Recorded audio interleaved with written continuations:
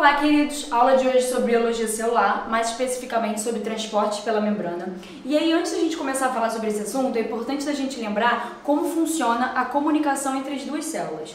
Duas ou mais células precisam se comunicar umas com as outras, porque elas precisam fazer um transporte de substâncias, de soluto, de solvente, e é preciso que essa conversa esteja funcionando muito bem. Então, dentro do transporte pela membrana, existem dois tipos, o passivo e o ativo. Essa membrana que eu estou falando aqui é a membrana plasmática. Lembra comigo que todas as células têm membrana plasmática, sejam as células procariontes, que são as bactérias, quanto as células eucariontes, que são as células animais e as células vegetais. Então, esse transporte pela membrana é o transporte que acontece pela membrana plasmática de solutos e solventes. Existem dois tipos de transporte. Existe o transporte passivo e o transporte ativo. O transporte passivo é aquele onde não há gasto de ATP. Lembra comigo que esse ATP é uma adenosina trifosfato, que é o que a gente chama de moeda energética da célula. Já o transporte ativo é aquele com gasto de ATP, então é aquele em que eu uso a adenosina trifosfato para esse transporte ser realizado, ou seja, para que essa comunicação de uma célula com a outra aconteça. Quando a gente fala de um transporte passivo, existem três tipos de transporte: a osmose, a difusão simples e a difusão facilitada. Já o transporte ativo, eu só tenho um exemplo, que é a bomba de sódio e potássio. Na verdade, é o mais conhecido. Então vamos primeiro falar sobre o transporte passivo. Imagina que quando uma célula se comunica com a outra, é preciso que haja uma comunicação que funcione de maneira bem intrínseca. Para essa comunicação acontecer, a célula ela pode estar ao lado uma da outra ou distante, como vai ser o exemplo que a gente vai ver no transporte ativo. No caso do transporte passivo primeiro, se a gente pensar na osmose, a osmose é um transporte que vai acontecer de uma célula a outra. Essas células precisam estar próximas entre si, né? Então é preciso que no tecido eu tenha várias células que sejam comuns umas ao lado da outra. No transporte de osmose, eu preciso que haja um meio líquido. Então geralmente a gente fala de água. Então imagina que aqui eu tenho essas bolinhas, que são os solutos, e eu tenho esse meio aqui que é o solvente. Lembra comigo que eu tenho uma diferença entre soluto e solvente. Então, quando a gente fala de um meio que tem muito soluto e pouco solvente, a gente está falando de um meio hipertônico. Se eu estou falando de um meio que tem muito solvente e pouco soluto, eu estou falando de um meio hipotônico. E quando eu tenho um meio que tem a mesma quantidade de soluto e solvente, de forma equilibrada, eu estou falando de um meio isotônico. Quando a gente fala do transporte por osmose, a gente está falando então de duas células que estão muito próximas entre si, que tem um transporte de soluto de uma célula para outra e, consequentemente, de solvente. Qual é o objetivo? Sempre será um meio isotônico, porque é ideal que todas as células daquele tecido, consequentemente daquele organismo, estejam recebendo a quantidade de soluto e solvente de maneira equilibrada, de maneira igual.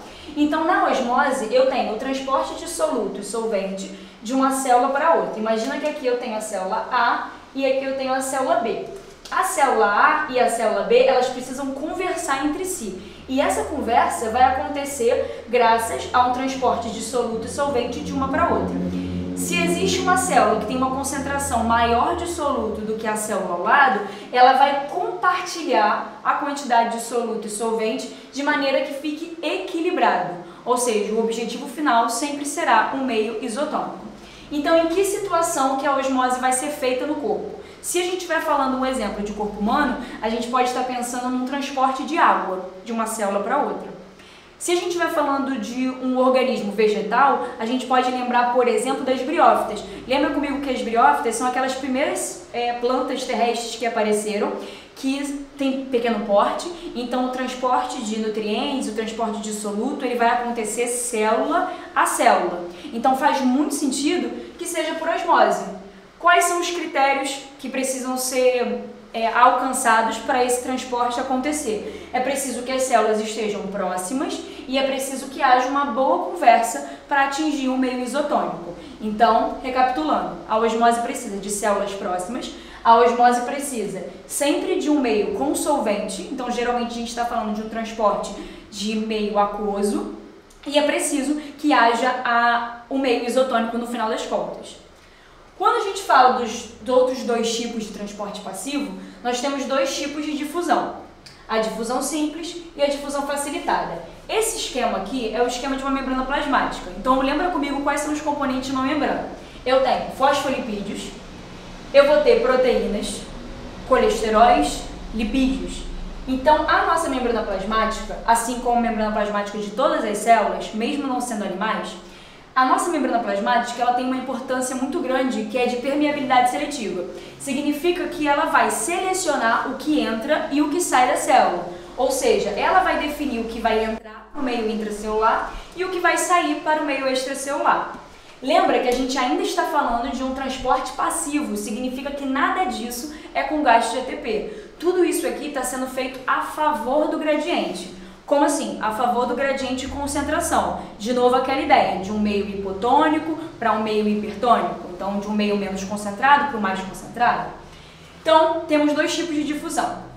A difusão simples é um transporte de solutos ou solvente que vai acontecer livremente pela membrana plasmática. Como assim livremente? Vai acontecer ultrapassando a bicamada lipídica, que são essas duas camadas de fosfolipídios que formam a membrana. Já a difusão facilitada, ela vai ser uma situação em que eu tenho transporte de solutos ou solvente do meio intracelular para o extracelular ou vice-versa. Porém, eu tenho uma diferença aí, que eu vou ter uma proteína que ela é uma proteína canal, ou seja, ela é uma proteína responsável pelo transporte dessas substâncias. E aí, se você parar para perceber, existe uma certa confusão entre uma difusão simples e facilitada. Primeiro, o que vai determinar a diferença entre uma difusão que a gente classifica como simples e uma difusão facilitada? Percebe esse nome, facilitado? Significa que tem alguma coisa facilitando o meu transporte. Nesse caso aqui, o transporte de soluto está acontecendo livremente. Neste caso aqui, eu tenho alguém facilitando esse transporte. Quem é esse alguém? A proteína. Então, numa difusão facilitada, eu geralmente tenho substâncias que são um pouco mais complexas de serem transportadas, por exemplo, carboidratos, então moléculas de açúcares maiores, por exemplo, lipídios, então ácido graxo e glicerol, que são moléculas maiores, que estão sendo transportadas por uma proteína.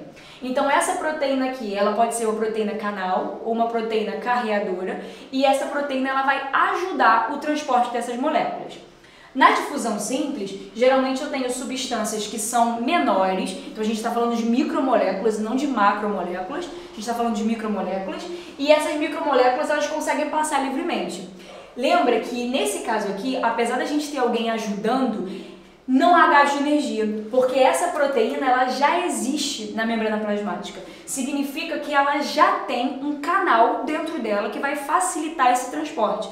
De forma nenhuma, essa proteína vai precisar de uma molécula extra de energia para funcionar. Ela já é um canal aberto. Então, o transporte passivo, ele vai ser dividido em osmose, difusão simples e facilitada. Osmose nós já vimos que seria no caso de um transporte de solutos e solventes, geralmente no meio aquoso.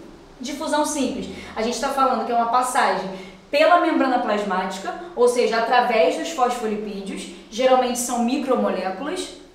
E a difusão facilitada, lembra, é facilitada, então a gente tem um alguém para ajudar nesse transporte. Esse alguém vai ser uma proteína. Quando a gente vem para o transporte ativo, a gente está falando agora de um transporte com gás de ATP, que significa que nessa situação eu não necessariamente estou falando de uma célula que está próxima à outra. Imagina que aqui, para eu ir de um meio intracelular para o extracelular, eu tenho uma célula ao lado dela. E essa comunicação ela vai acontecer geralmente por um contato bem próximo. Quando eu falo de um transporte ativo, não necessariamente isso vai ser necessário. Então, o transporte ativo é toda situação em que eu preciso fazer uma comunicação de uma célula. Lembra comigo que é sempre importante que haja uma comunicação de uma célula com a outra, é uma conversa. E essa conversa aqui, ela pode ser distante. Então, um exemplo de alguma comunicação celular que não necessariamente as células estão próximas é no caso do sistema nervoso. Imagina o tempo que ia demorar para você, por exemplo, pisar num prego e aí as suas células, os seus neurônios, eles mandarem uma informação neurônio por neurônio como se fosse uma osmose.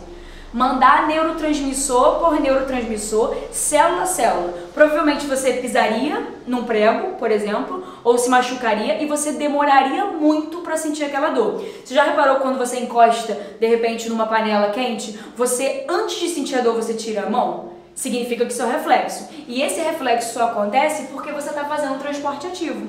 Por quê? Porque a comunicação de um neurônio com o outro, ela está acontecendo de maneira tão rápida que às vezes antes de você sentir a dor, você já fez o movimento. Então, existe um gasto de ATP, claro, porque é um trabalho muito mais complexo. As células, elas se comunicam com uma velocidade muito grande e se comunicam com grandes distâncias. Lembra que aqui eu dei o exemplo em osmose, eu falei das briófitas? Se eu estivesse dando um exemplo de plantas que estivessem fazendo transporte ativo, eu estaria falando de plantas superiores, tipo vegetais superiores, por exemplo, gimnospermas e angiospermas, que são as árvores, né, mais complexas. Imagina se uma árvore ela tivesse que esperar a água e nutriente da raiz para a folha, célula a célula, por osmose. Seria uma coisa muito complexa. Então, no caso de uma árvore, ela precisa de um transporte ativo, né? Vasos condutores que vão ajudar ela nesse transporte. No nosso caso é a mesma coisa. Então, em muitos momentos, nós precisamos de um transporte ativo. E esse transporte ativo, ele vai depender do ATP. A vantagem é que ele vai ser mais rápido e ele vai ser distante. Então, uma célula pode se comunicar com a outra, mesmo a longas distâncias. Então, o exemplo que a gente tem de transporte ativo é a bomba de sódio de potássio. Lembra comigo que o nosso corpo ele tem elementos diferentes, né? Elementos químicos diferentes. Esses elementos eles podem ser mais positivos ou menos positivos, de acordo com a quantidade de prótons e elétrons que existe no átomo desse elemento químico. Então, nós somos condutores de eletricidade.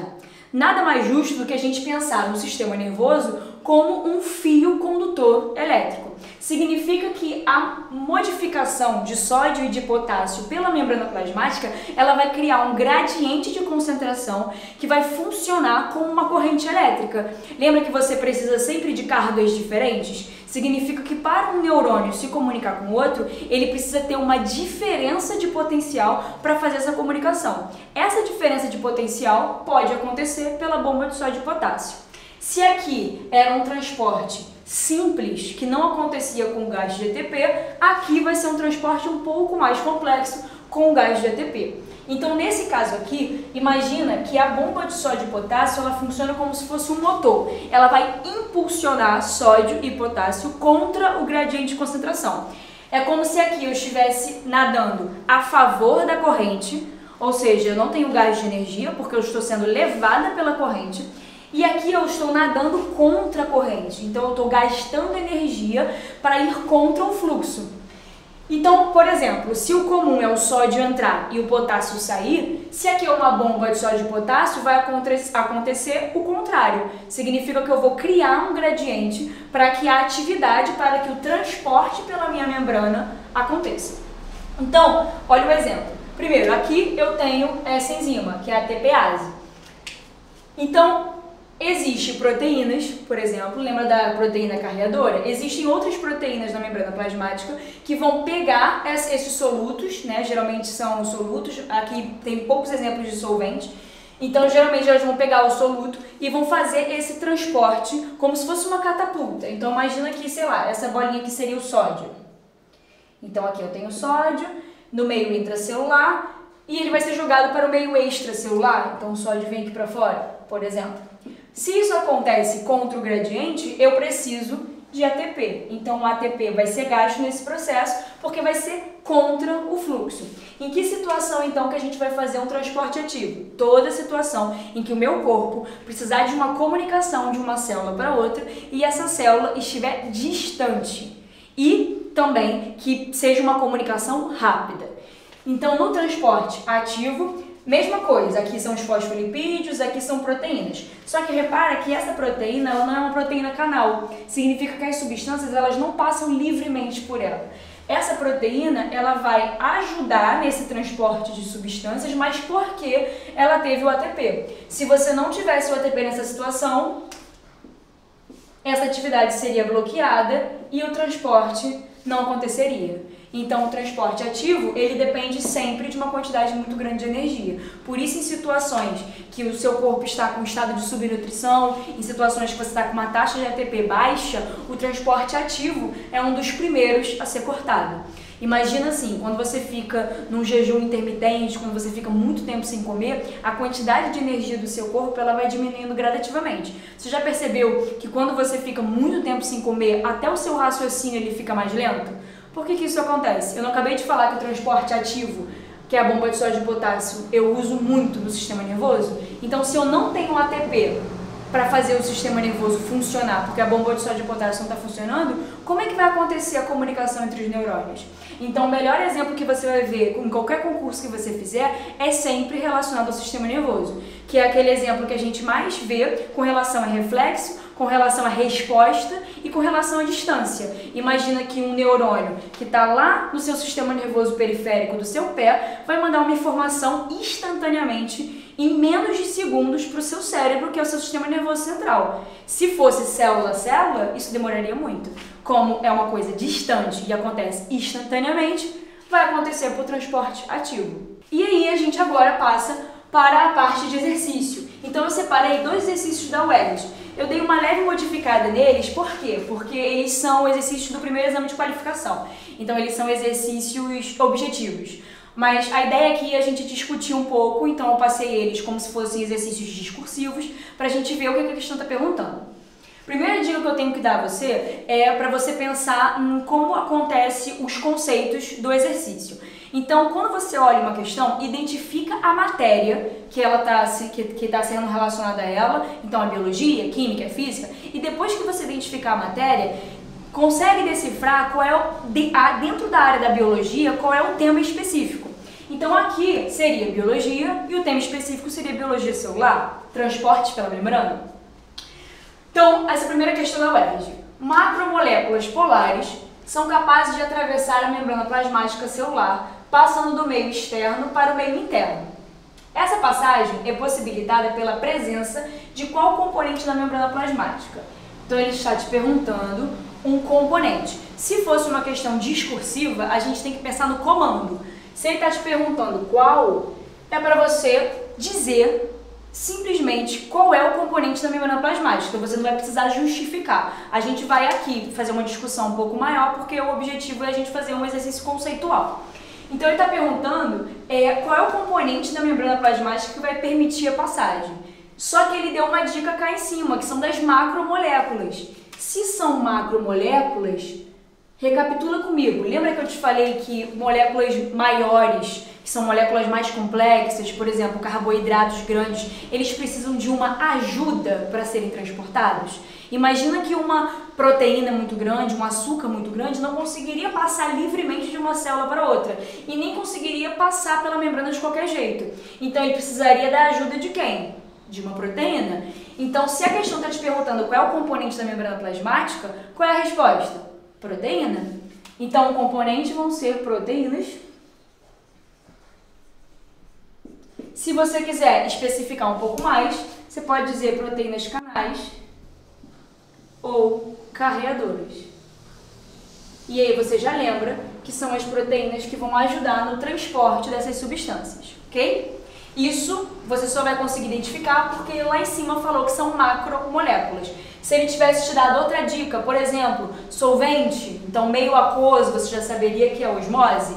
Se ele tivesse te dando uma dica micromoléculas, você já saberia que poderia ser uma difusão simples. Como ele falou macro, a gente imagina que é uma difusão facilitada. Vamos para a segunda, também da UERJ. A composição assimétrica da membrana plasmática permite processos fundamentais para o funcionamento celular. Qual o processo associado à estrutura assimétrica da membrana? De novo, ele está te perguntando qual. Se fosse uma questão discursiva, a gente atentaria apenas a responder a pergunta dele, que seria qual. Então a gente só diria o componente, não justificaria. Então essa questão, ele já está te dando a dica dizendo que a composição da membrana é assimétrica. Pô, como assim a composição é assimétrica? Olha esse esquema aqui. Tá percebendo que existem partes da membrana que não tem essa proteína carreadora e tem partes que tem? então ela é assimétrica. Porque se ela não fosse assimétrica, significaria que ela teria a mesma quantidade de proteínas de espaço em espaço. Não é isso que acontece. A gente tem uma bicamada lipídica, só que a composição proteica da membrana ela vai mudando, até de acordo com a célula que a gente está falando. Então é sempre assimétrico. Essa simetria que ele está falando são os componentes. Lembra? Fosfolipídios, colesterol, né? Lipídios livres, proteínas. Então, se a gente voltar à pergunta, qual é o processo associado à estrutura simétrica? Esse processo é o que ele está te perguntando. O que acontece na membrana plasmática que associa essa assimetria? Por que a membrana plasmática precisa dessa assimetria? Precisa de uma quantidade diferente de fosfolipídios, de membrana? Por quê? Lembra que eu falei que todos esses componentes ajudam no transporte? Então, essa assimetria está associada à permeabilidade seletiva da membrana. Se a membrana tivesse uma estrutura totalmente igual, a quantidade de substâncias que entram e que saem seria igual em toda a membrana plasmática de todas as células. Como não é isso que acontece, eu preciso de componentes diferentes. Esses componentes diferentes, ou para entrar e sair mais substância, ou para entrar e sair menos, acontecem por causa da permeabilidade seletiva. Então, qual é o processo? É a permeabilidade seletiva. Graças a esses componentes diferentes que existem na membrana plasmática, eu tenho uma modificação da permeabilidade seletiva, ok? Eu espero que vocês tenham gostado. O assunto então foi biologia celular e até a próxima!